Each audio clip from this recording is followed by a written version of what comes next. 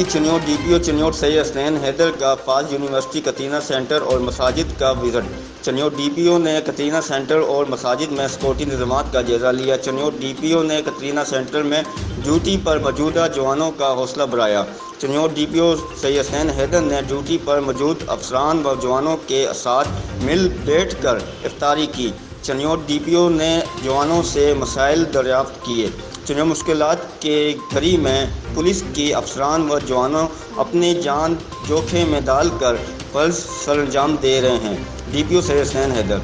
Chiniot police force में corona virus से बचाव के लिए हिफाजती इक़दामात को यकीनी बनाया जा रहा है।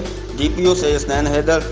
Chiniot district bureau chief Malik Maqsood Chinoti, mission news Chiniot.